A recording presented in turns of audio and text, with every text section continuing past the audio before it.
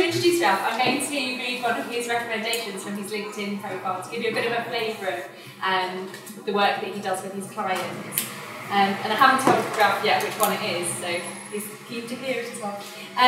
Ralph has taken the Mental Health Foundation on the biggest journey since its inception over 60 years ago. His ability to understand and articulate the true purpose of the charity has enabled us to build a brand that communicates the organisation's proposition in a concise and powerful way. The new strategic brand developed by Ralph will not only help the foundation survive over the coming years, but realise its full potential as a leading authority in mental health. So congratulations on achieving that accolade. That's great stuff. I'm sure everyone's now ready to go. So thank you for coming to share your experiences with us today. Thank you. Thank you, Ralph.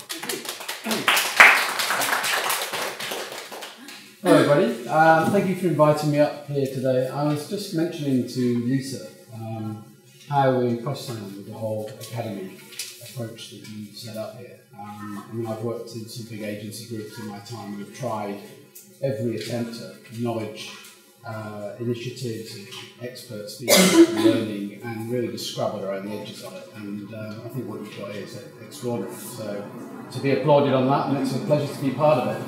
Although the testimonial is when you hit the wheel and you pick the random ones from the Mental Health Foundation, I'm actually, the case that I'm going to talk about today is about beer. So it could be a little bit further afield, but it's lunchtime. Oh, it's interesting. Okay, maybe I shouldn't talk about beer. Somebody's going to tell me not to. But what I really want to talk about today and share with you is some of my thoughts and observations on really what my career has transformed into. When I started out in branding or design or the creative industries, whatever you want to call it, 25 years ago, I don't even want to say that, sounds odd, but it was 25 years ago. I was never quite sure whether it was about design, or whether it was about branding, whether it was about strategy, or whether it was about business, all of these things. And actually what I've realised more and more is that the industry that we're all in, really, is this one, which is all about design and change. And I know change is a big theme and a big central idea within Havas, so I thought there might be some quite interesting things we could exchange today. So I want to talk to you about some of the observations I have on designing change. I want to share with you why you should, why most people don't. There's a bit of a dark side to this. Here it is again. Maybe we can just close that window.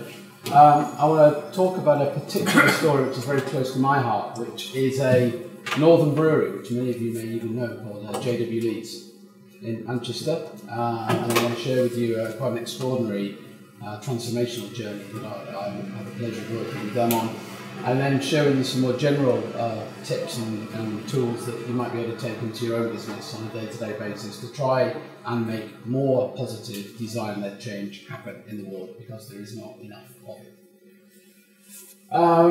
25 years ago, trying to argue the case for design. Trevor will remember this, even further back maybe. You know, you had to go in, there was no evidence. There was no support, there was no research, there was no data. You had your heart on your sleeve, and you would go in there with passion, you would wave your arms around and you would say the work speaks for itself. Because the work doesn't speak for itself. And you would hope you had a benign client that could somehow figure out that all of the great ideas that you had would transform into something positive. Today, there's never been more what I would call almost irrefutable evidence for the importance of great design in business and design-led thinking in business. The argument's here, it creates value, it drives demand, it improves the way businesses work. Market-leading brands are increasingly the ones that are totally affiliated with great design.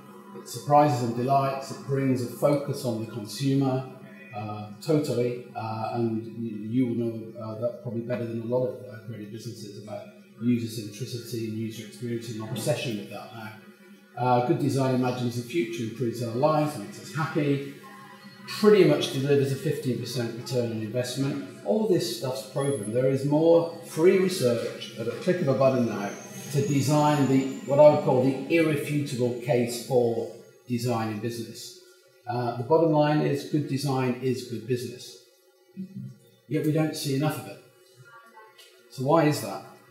Because it's more than designing things. We're not really designing things.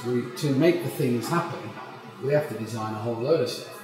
We have to design products, we have to design services, we have to design teams rather than just assign available people.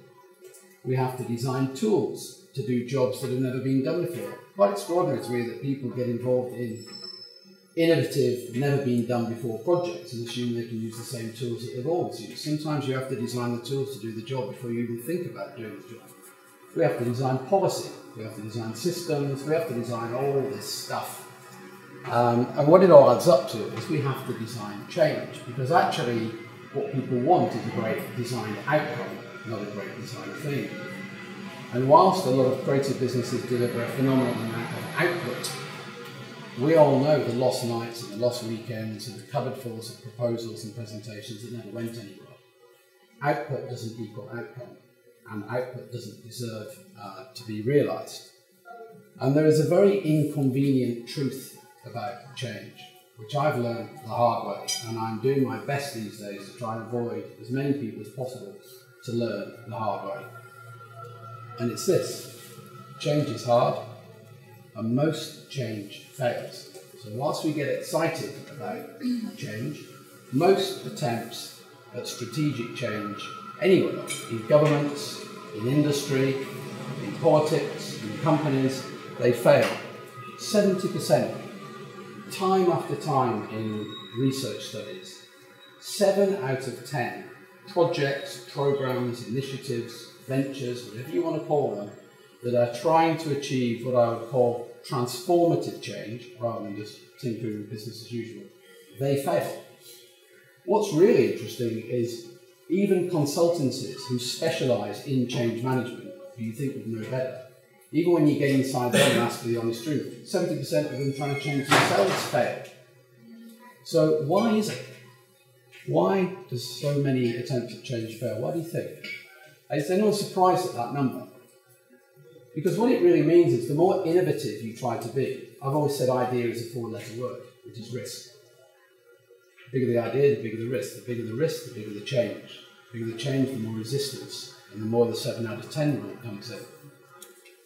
The reason that most attempts at designing change, real change, fail, or fail to meet their planned objectives, are these enemies within.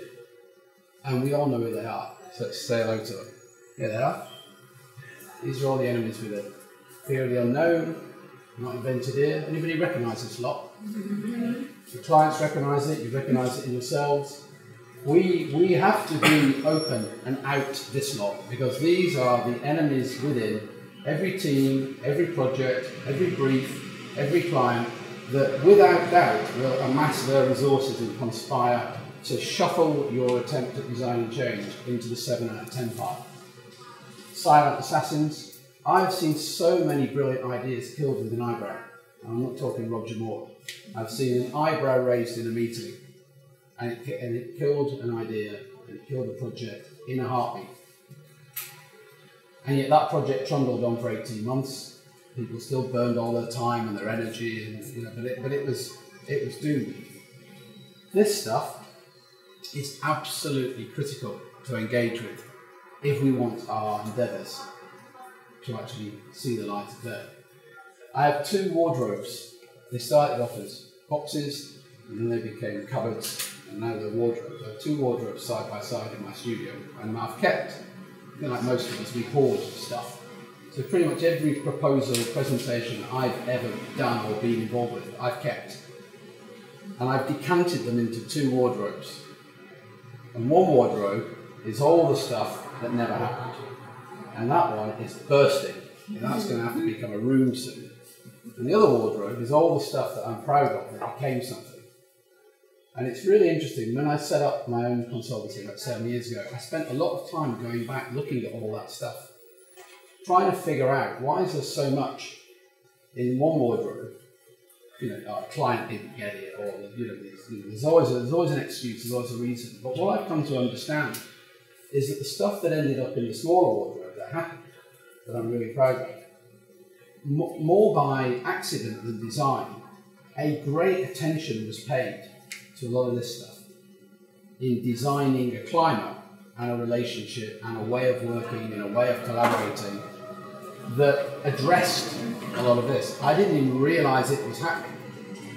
It's just a lucky combination of clients and people that I had the privilege of working with that we got to this by accident rather than planning. And the more I've looked at these two paths, the more I've realised if you don't plan, if you don't expect this lot, don't get upset with yourself if it happens in you, don't get upset if it happens in a team, certainly don't get upset when a client starts displaying some of this. But if your first reaction is to give up, oh my goodness, it's all over, this is start down to the project, expect it, it will happen and it does. Whether you see it or not, it is there and alive in everything you work on. And so what I've started to realise now, that part of designing change is designing a climate and a way of working on a project or initiative that acknowledges this and accepts it and deals with it. To maximise your probability, there's no guarantees, but to shuffle up your probability of getting into the one wardrobe rather than the other one. To give you an example of this, I want to share with you a brewer's tale. Time for beer. And I want to talk to you about really what was a 3-year transformation project at the local brewery in Manchester. I basically worked with them, I guess, as a kind of non-exec director, change agent, to go in, sit down with them and look at quite a remarkable transformation that was almost inspired by a recognition of all of those elements within. Many of you will know these people, JWD's Middleton Brewery. Bit of background, 1828, 6th generation of family business. Quite extraordinary to think about that. 850 people, 170 pubs, one of the last independents, facing the greatest challenge. So this is probably 2008, I guess, when I started working with these guys. And this is an industry that was in terminal decline before the recession hit. Massively under two kind of juggernauts coming at it. One of them, the supermarkets, cheap booze undercutting everything, and the other one, legislation, the government. And we all know it. Community pubs, independent brewers were going bust week by week by week by week. And we realised that there was very, very little point talking about branding at this point. The conversation we needed to have was not about do we need a rebrand, or do we need a new logo, or do we need repositioning, or do we need whatever the way our industry tries to frame it into our own vocabulary. We needed to design a dramatic transformation in 3 acts, and it's a very interesting way of approaching it. And the 3 acts were these: belief. That business, when I started to talk to them, was consigned to its fate. It was simply waiting for its turn to go under, like all the other breweries were. It's inevitable. You could walk around the brewery and you could see it in people's eyes and in their faces. No belief, really, whether you're in the marketing team, or whether you're in the retail team, or whether you're delivering the barrels, that the company's really, unfortunately there wasn't going to be a 9th generation. We've hit our sell-by date. If you don't have belief, you don't have any energy, you don't have any fighting, if you don't believe you have a future, it doesn't matter how clever we can all be trying to design something, we had to create some belief in the business. And then on that base, we then had to survive. We had to deal with a lot of very, very short-term things to survive, and then we had to build a platform for growth. So I want to talk to you about how we did that. It's a very different approach to how traditionally I'd always worked in a kind of agency context, where I suppose what I would always try and do is reframe the client's challenge into my own service portfolio, and then redesign the way they should do that in terms of my own methodology. Because everybody has their own proprietary 3-step, 5-step, TM, SM, whatever. The problem is now, of course, is clash of methodology, because a lot of big transformation projects require lots of different teams to come together. And guess what? They've all got their own 5-step process, or 3-step process, and they all call it something different. So immediately, often collaborations break down because nobody can agree what the methodology is. Anyway, let's talk about what we did. 3-year transformation, we wanted to rethink everything about branding, business design, renewed purpose, vision, what I call an organising thought. An organising thought is not necessarily a strap line, it's just something that is absolutely at the epicentre of what that business needs to be all about. It's as much an attitude as anything else.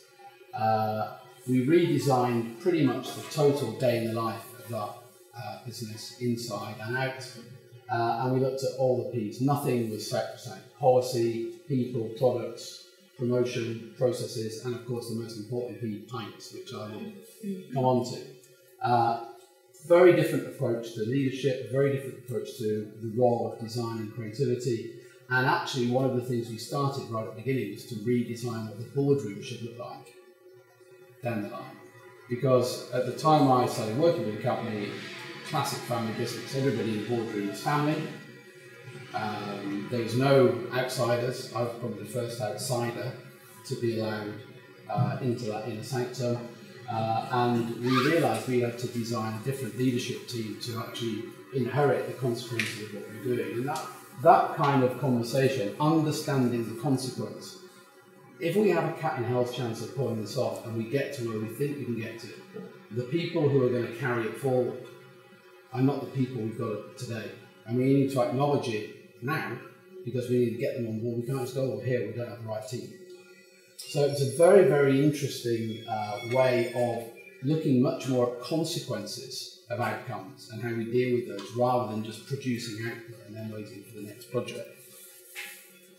The most important thing, and this goes back to one of the insights from working with the Mental Health Foundation, is acceptance. And it was really, really important with JW Leeds right at the beginning, long before we knew what we were doing or where we were going to go, is that we just accepted we had a problem. You know, we looked in the mirror and we started to use the website to publish the fact that we were in trouble. It's really interesting. We actually said we need to accept that there's a challenge and there's a fight, and we need to not bury it, you know, away in the leadership team or away in workshops, and try and treat the workforce like children. But don't worry, we'll take care of everything. They read the paper, they talk to their mates, they know what's going on. We have to accept that there's a challenge there. And we produced really 2 tablets of stone came out of about a 6-month piece of work. One of them on the left was really a kind of manifesto. We realised that the key to survival was to celebrate independence, to not mimic the big brewers, to not pretend to be them, to celebrate independence. And the most important thing about that was not about a business, but it was about people. One of the downsides of, I don't know if any of you work with family businesses, but one of the downsides of family businesses is often that the family rule everything and everybody else who's non-family just wait to be told what to do. The only way we were going to step change this company is for people to be themselves. Take responsibility, have ideas, make them happen, be accountable, be yourself. Happens to be quite a Manchester thing as well, but it was a massive signal that we can't just wait to be told what to do. So it was the first time really, it was more a cultural insight than a market insight. And really what that piece of work did was designed out a future day in the life for the company. We did it in great detail. We fast forwarded 3 years. Where would we be? Who would we hire?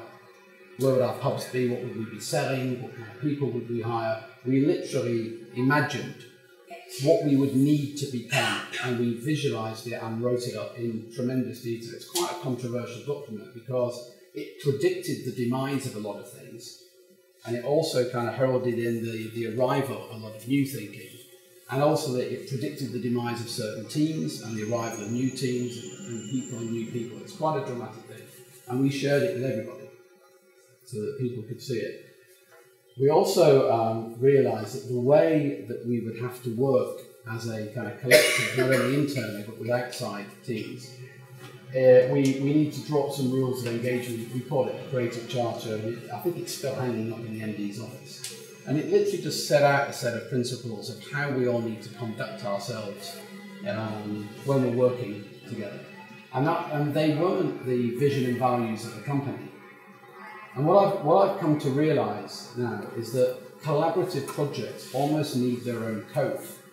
They almost need, how many times, everyone talks about collaboration, it is the most misunderstood and overused word in our industry, and it very rarely happens effectively. People just turn up at a meeting and say, hey, we're all collaborating. No, you're not. You are just being polite about trying to coerce one another or coordinate each other.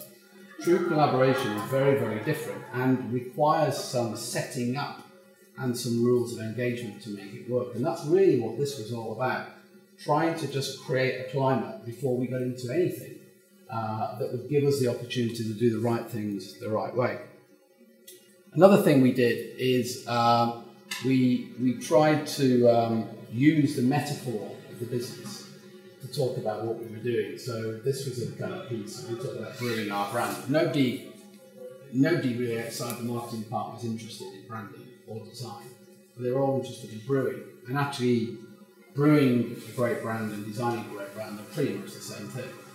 Quality ingredients, love and care, craft, sit back, wait, produce, enjoy, keep developing. So that we found that we wanted to find some really easy syntax to talk about what we were doing. And that was quite challenging for a lot of the communications people, because they like to feel like they're specialists and they want to talk about their communication stuff. But actually the communications people are often the worst communicators because they always speak in the language of communication. So we said, let's speak in the language of brewing, about everything we're doing. And this image became really interesting, half pint glass.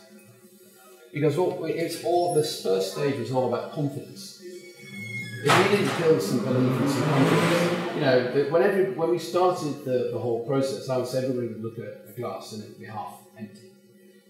And we had to get people thinking it's half full and we're going to fill it up even more. And it's going to overflow and pour a bit into the next one. You had to get that spirit somewhat.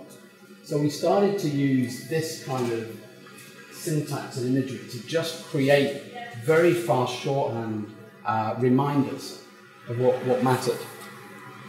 And the next thing to do, and this is long before we started doing anything with what I would call the brand, or in fact actually the primary brand here, never changed, really touched it. Didn't need to, it wasn't about this, it had nothing to do with this. As much as everybody wanted to have a fiddle and a tweak, it had nothing to do with that.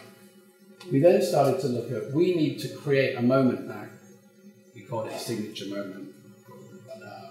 We needed to create a moment in time for the business where everything changed for everybody and they could remember where they were when it happened. It's that kind of thing. It's that kind of, we needed to create a new Woodstock moment. That's what we talked about. Something that everyone would get excited about. And we thought, what's the one thing we could do that would affect everybody? And so we designed the grip glass. The grip glass, I should have brought one actually, I haven't got one, I left it at home. But the grip glass was a very interesting concept, and the grip glass was modelled on the hand of the grandfather. So we took the grandfather's hand, very symbolic, handing on to the next generation. So there's a lot of meaning in that for him. And it was, and yes, it does work left and right-handed because somebody's going to ask them. And this was a bit of product design. It took 20 ages. It's difficult, this kind of stuff, to kind of get it really crafted. And we basically said on a certain day, from that day forward, every pint of JW Lee's ale anywhere will be sold and served in a grip glass. And it was a fantastic moment for the bar staff. It was a great moment for the pubs. It gave us something interesting to talk about, and it was a very, and we predicted how many would be stolen. So it's good. One of the cases, you've nicked one. You've nicked one. Brilliant. There you go. What an interesting KPI. It's my favourite glass. I use it for everything. All right. Exactly. That's what we wanted. All the advertising in the world and all the rest of it would not have achieved what you've just admitted. On camera, to everything. But we wanted it to really signify, we will produce something. If we're going down fighting, and we're going to do something different. And we produced all of these. One day, it takes a long time to change out all the pubs and redesign everything.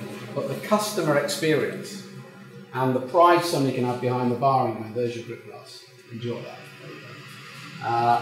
was fantastic. And we predicted. We had to kind of produce more than we needed on the pub estate because we expected the other people like you just shuffling into their pockets. For us, that was a measure of success because once we got to a certain point where enough were being liberated, we could then start selling them, which we did on the website, which until this point was an intranet site. So, and part of the big transformation of the brewery was moving from a brewing mentality to a retailer of a great customer experience mentality. So the grip glass was not where you would normally start in a kind of brand transformation project. It was a very precise intervention, and actually the whole of the next 3 years program was a series of carefully planned interventions, whether it was a policy change or a new product or a bit of communication that would reinforce one another and try and create the biggest belief in positive change. So it wasn't sequenced around one particular design discipline or one particular design methodology. It was sequenced around what are the bespoke interventions for this client that are going to make the maximum impact on a community of 800 people and get them behind what we're doing and really make a difference. So that was the first one. The next thing we had to do was to focus on people, talent. We had to get a different caliber of tenant running pubs. Who thought they could run a pub? Who thought they could run a restaurant? Everyone does, come on, we all do. Usually when you're on holiday, you go, I could run a restaurant, I could run a pub. It's dead hard. It's really, really hard. And often people want to run a pub and it's a lifestyle business. And this is what you find in a lot of the family pub companies. There's a lot of people running pubs. They're running it like a lifestyle business. We needed to attract the next generation of tenant who could, get behind the wheel of these new concepts we were developing. And this was an interesting one for you actually. So I kind of ferreted around and I was speaking to the HR team about how do you know when you found a great tenant? When you're recruiting, how do you know? What is it? When you go, she's going to be great. How do you know that? And she said to me, well, it's always the same. They always ask the same question. I said, well, what is it? She said, how much are you going to invest in my pub refurb? Really? So yeah, all the good ones, all the ones who want to run a business, they want to ask how much money we're going to put in. Develop, move the pub on before I take it on. And I said, oh, right, how much is that? She said, 50 grand. Really? So, yeah, 50 grand, guaranteed 50 grand. So have we ever told anybody about that? No. Why don't we do some very different kind of advertising for the trade? So we ran this ad. What does 50k get you these days? So this was in the trade, we were just trying to attract new recruits. What does 50k get you these days? Half a top step Porsche, half a timeshare in Barbados, half of Rooney's weekly wage, so you can see how hard this is. It would be a sixth of his weekly wage. Or a full JW Lee's pub refit. So we started to run ads like that. It had never been done in the trade before, that blatantly. This is what you get. Come to us, work in our pubs, we will invest that in your business. And we balanced it with this kind of stuff, which was the Be Yourself stories. So this is Veronica, she was one of the star tenants. She wanted to do a beach party in winter, so she got a load of covers up, she hired a truck full of sand, checked it in the car park, put on a beach party. Brilliant example of her being herself, broke every policy in the company, local legend, this is what we want, community pubs with a bit of balls and a bit of spirit. So this started to work, and we found very, very quickly we started to attract different caliber of people into business, which was great. We also started to rethink the role of the brewery. I don't know if anyone's ever been to the brewery at JW, but it was almost a kind of fortress. Nobody got in there. It's like Willy Wonka's factory. And we wanted, even for the staff, and interestingly, most of the staff came in through the side door, because it was where the big gate was, where the trucks came in. Nobody came through the front door. And there is a lovely front door. The reason nobody came through the front door is it was awful. And Bernie, the legendary secretary that I've worked there for, 10 years, in pretty grim conditions. And we decided that the sense of arrival at the brewery, that we would create, you can't tell everybody to come through the front door, but if you create an experience that's fantastic, a bit of nudge theory, bit of the kind of little fly in the urinal, rather than telling people what to do. They'll do it. So we designed a fantastic reception area. We had competitions with local designers to design the perfect brick glass. This is Bernie at Mission Control. There's a roaring fire here. And again, that as a symbolic moment was fantastic. Everybody was talking about it. At the same time we did that, we opened up room 15. And room 15 was a tiny little room with a bit of reclaimed bar from one of the pubs we closed, with a light bulb hanging in it, with number 15 on the door. And all that happened in room 15 is that you would walk into it, you would turn the light on, and the light would stay on for, you're all listening, oh, that's good, 15 minutes, and then it would go off into pitch dark. And we did that, it was off to the side here, so when people came in, they saw room 15, they go, we never explained what it was, or why we were doing it. We didn't give everybody a big preach about meetings are going on too long and you must do more stand-up meetings and we've got to be more productive, because we want people to be themselves. This is where methodology betrays the message sometimes. And we were very, very clear about this, that if you can't encourage people to be themselves and then preach at them. So we simply just opened room 15.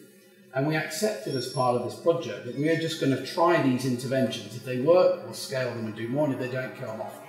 No apologies, no big plan, oh my goodness, who do we fire now? Because that didn't work out. And actually, room 15 was great. And the thing that was quite interesting about room 15 is that the people who used it most were the delivery guys. Because they were in and out very, very quickly when they were doing their deliveries and they were taking orders. And so suddenly we got a real mix of different people who had lived on the dark side of the brewery, who'd never come through the front door. And that dynamic was fantastic, and suddenly little relationships were springing up. So that was good. At the same time at the brewery, there was a crumbling old brewer's cottage, and that was redeveloped as a training and learning centre. And this was fantastic. So everybody who was hired would be interviewed here, they would be trained here, and everybody learned to pull a pint, and everybody learned to serve in a grip glass. Didn't matter what the job was, didn't matter what you were doing. And that became also a way of not ghettoising spaces. And that's one of the insights that we learned, that it's a family business. It's how families live. The teenagers are always in their bedroom and they never come out. Grandma's always down here in the flat, she never goes upstairs. And you think you're a family all in the same building or the same place, but you're not interacting. So we tried to encourage more of it going on. We then started to go out and celebrate our audience. So here's some shots of people being themselves, which is kind of the image, contemporary young couple having a pint. And this stuff was also going on in the estate as well, with transvestites and cribbage. And these guys are legends. This guy's a legend. This is what it is. It's Tuesday night. Just turns up dressed like that at the bar. He's being himself, and we applaud it. In our pubs, you can be like this. And he's fantastic. An unbeatable champion at cribbage and just about anything else. And at some point, he's just going to throw all that away. And we had a local photographer, and we simply just said, go and spend 3 months out in the pubs and just capture as many characters as naturally as you can. Just show the permission that they have and what they're doing. And some of these images became the first pub calendar, and actually became more popular than the previous pub calendars, which were, let's say, a little bit raunchy and probably not all from where we were going in the future. A lot of the community pubs were in places where nobody would buy the advertising space anymore. So you know what? We'll start doing this. Because we'll just reinforce that comment back to them. The grip glass started to become a little bit more legendary. And as the confidence grew, this was really interesting moment. One of the guys suggested, why don't we send a grip glass to the pub landlord as a comedian? And little moments like that for me are the things that stick in my mind, because that was such a kind of, could we do that? Well, let's do it. So we sent him one, and he worked it into his act. So he actually started to, he said, I've been saying, he never mentioned it, we really did it, you're that lucky. But he worked it into his act, and he had this pint glass, and he could hold it a bit longer, and he'd get extra pint and all the rest of it. And suddenly we were in the Sunday Mirror. The idea of this business being talked about in a national newspaper, which just wasn't on the radar when we started. And at the same time this happened, we banned the Chancellor from all of our pubs on the day of Fudging Day. Not that he would ever want to come in, but it was very, very interesting. You could see there was some belief, there was something going on that was happening. In the pubs, we started to do this kind of stuff just on beer mats, getting the community talking. So Oasis, hot or not, Ronaldo here or zero, but he's lost. You know, he left. The grip glass became, you can now buy one, sir, if you should you drop the other one. And we developed over a period of time, the whole pub estate was turned. So we developed 3 retail concepts, one for community pubs. The business migrated into hotels. There were some pubs now that are moving into more residential based. And crucially, the whole food offer was looked at. So quite a big process. In 8 generations, there'd never been a company conference. And it's really interesting that, we should have a company conference and get everybody together. And of course, the only way that a company conference would work is to make it a family day. So suddenly we took a lot of the money that was being spent on little teams going off doing their own things here and there, and we put it in one big pot, and we had a big family day where all the company and the family could come together. A little bit of it's a knockout, a little bit of celebrating all the stories, and quite a lot of production and celebration of that. So there's a very nice little commemorative book that was produced. Everyone could take them home for their families. And this stuff, it's all about relative importance. We get spoiled with tactical media. We get it all the time. Unless a brochure is made of unobtainium, I'm just not really that impressed. I've seen it all before.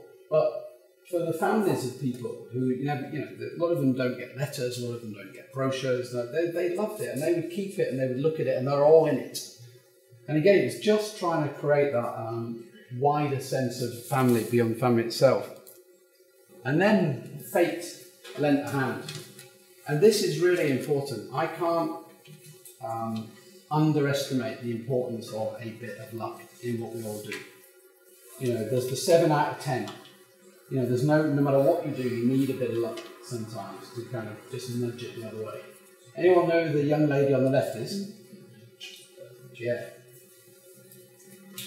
Anybody know who that is? Who do you think that is? Yes. Who's that? It's Jada. It's Jada Louise.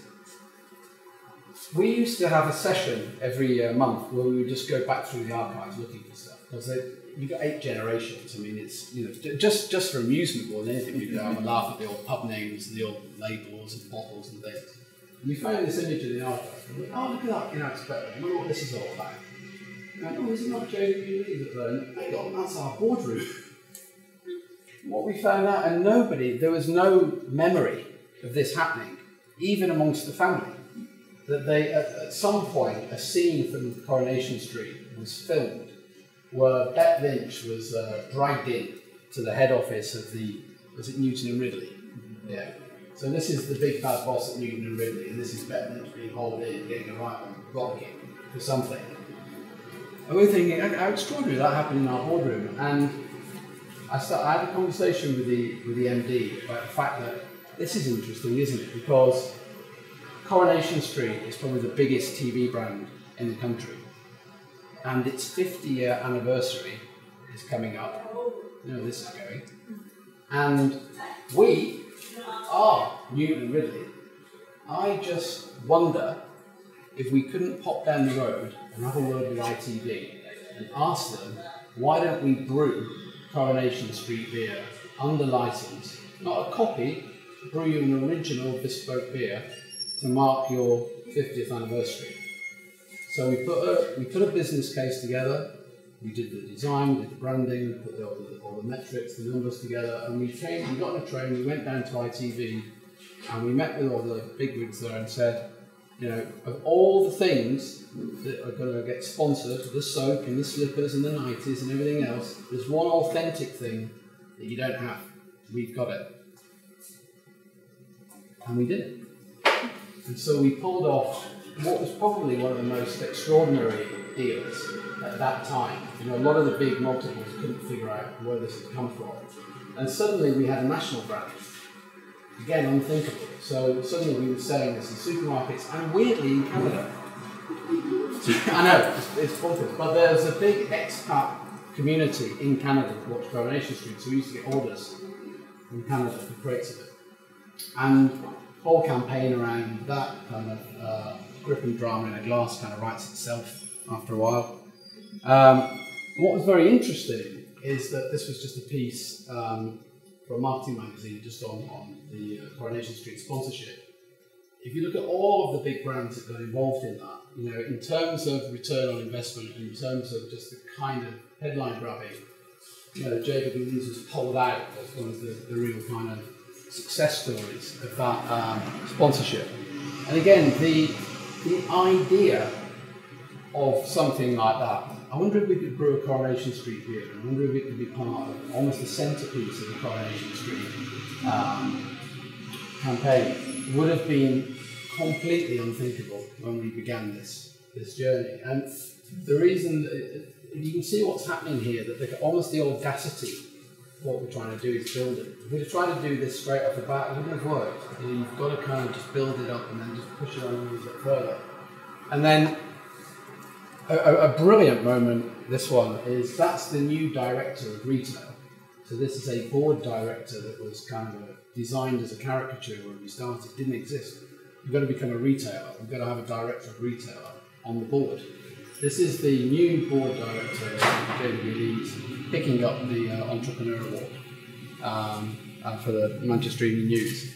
And that you know, and since then JW's has gone on. You know, there's no guarantee of everybody's future. There's been a lot of more collaborations with Marco Pierre White, so there's a deal that's been done with him now. So that kind of thinking is now propagating in the business. But I think for me that was a fantastic moment, which was the culmination of that 3-year period where, you know, we kind of come out of the belief and the survive, and it was now let's grow something for the future.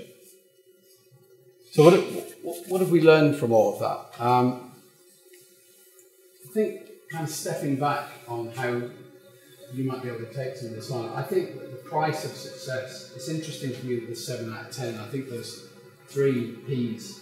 That when we start a project and it's very cross-disciplinary and it's very fuzzy to think about. And the first one is purpose.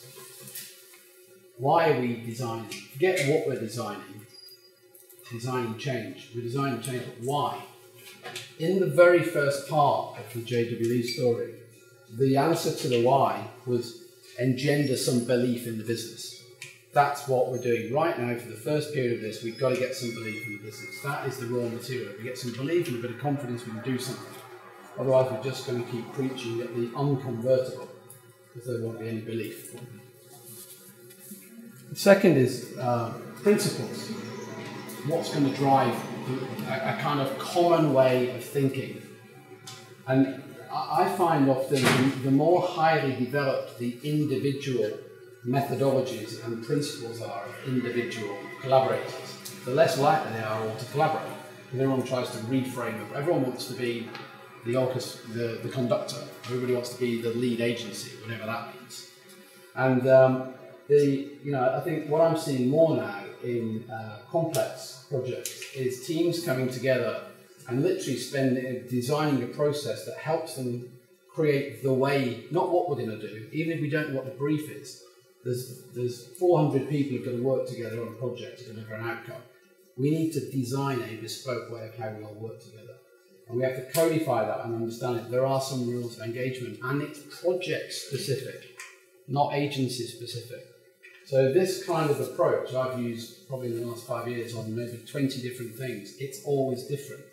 But the basic ambition of trying to design a climate within which people can have a really good chance of being in the 3 out of 10. For most of my career, that never happened.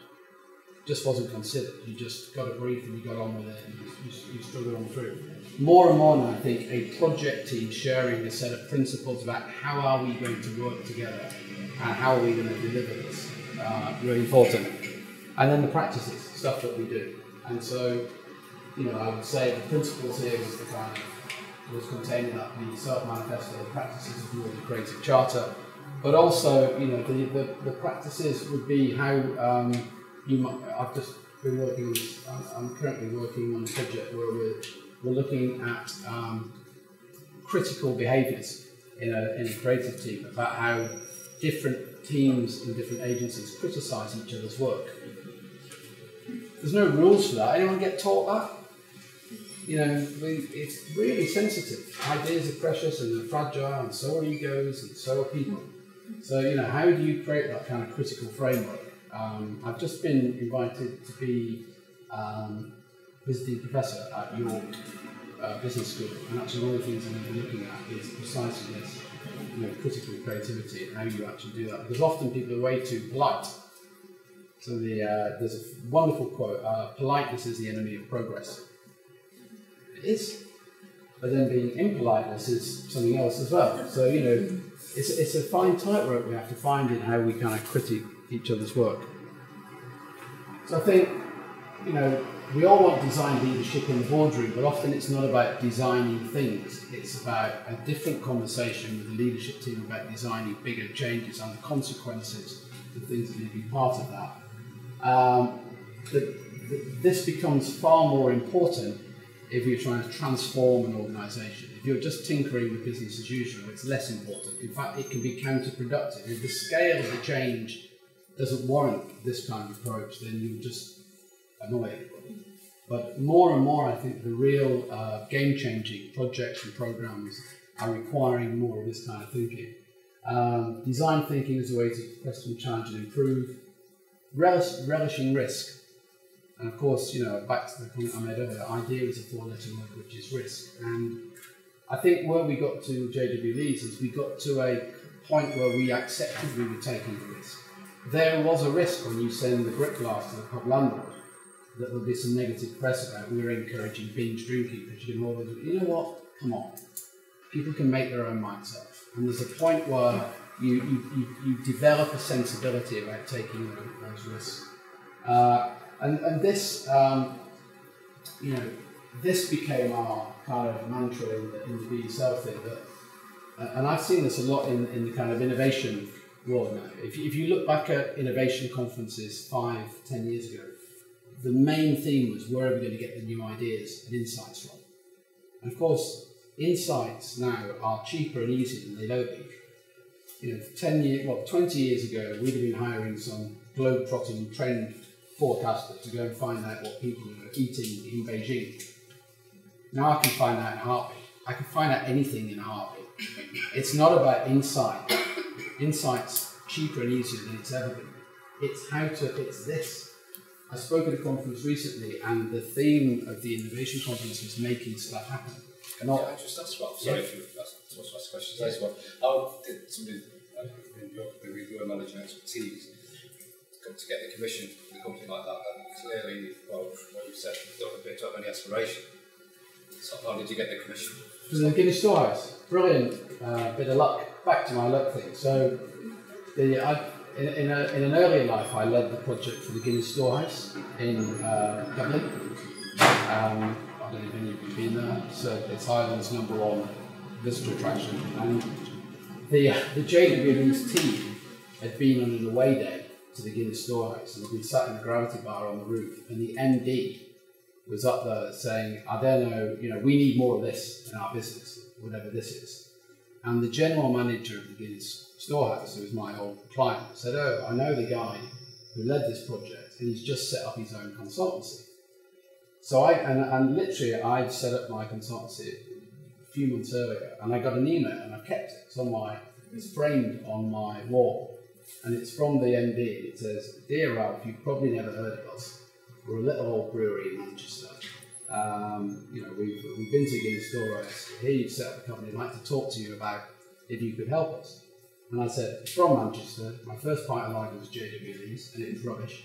And I don't have many clients at the moment, I'd love to come talk to you. A point of luck. But what was quite interesting at your course is he didn't know what he wanted, and he didn't know who he needed to help him get there.